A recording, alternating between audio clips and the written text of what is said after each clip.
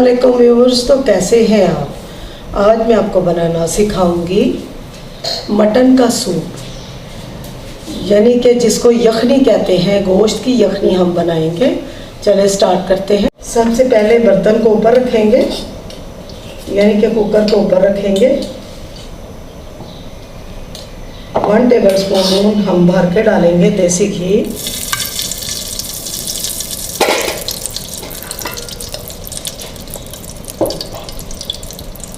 घी डालने के बाद इसके अंदर डालेंगे गोश्त।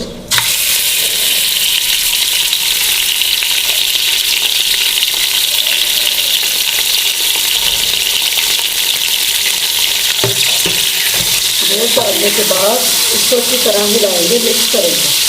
हाँ जी, गोश्त को हमने घी के अंदर डालते ही डाल दिया। नमक हम डालेंगे हंसते ज़रूरत, वैसे मैं ½ टीस्पून डाल रही हूँ, आपने अपने टेस्ट के मुताबिक डाल लेंगे। और ½ टीस्पून भी हम डालेंगे ये काली मिर्चों का पाउडर, और ½ टीस्पून डालेंगे हल्दी पाउडर।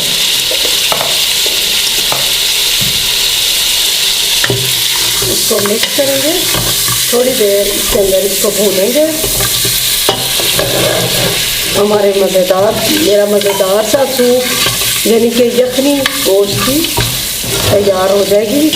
इतना अच्छा जायका होगा, आप भी ज़रूर ट्राई कीजिएगा, आपको बहुत पसंद आएगा। मेरे तरीके की यखनी यानी कि बनाएं।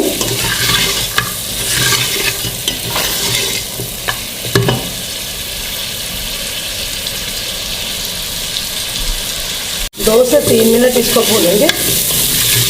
फिर हम इसके अंदर बिस्मिल्लाहिर्रहमानिर्रहीम खुला पानी डाल देंगे।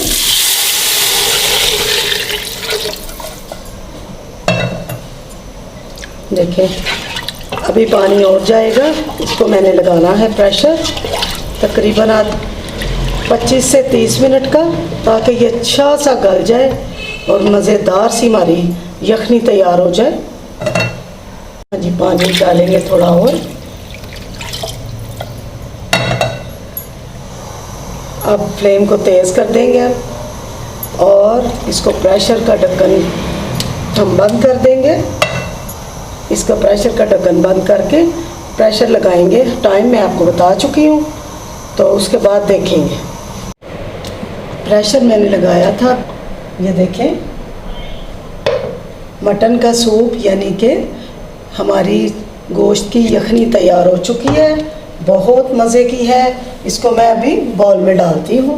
बिस्मिल्लाहिर्रहमानिर्रहीम।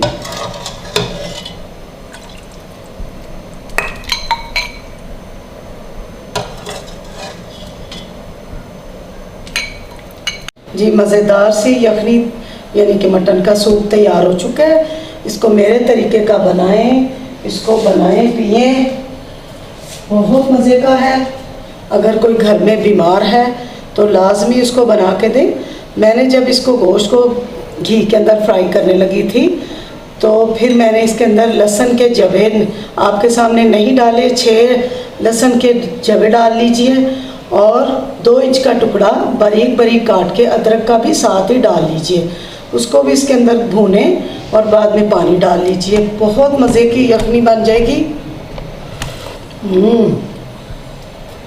काली मिर्चें नमक कम हो तो आप अपने टेस्ट के मुताबिक डाल सकते हैं। यखनी को यानी कि मटन के सूप को ज़रूर बनाइएगा।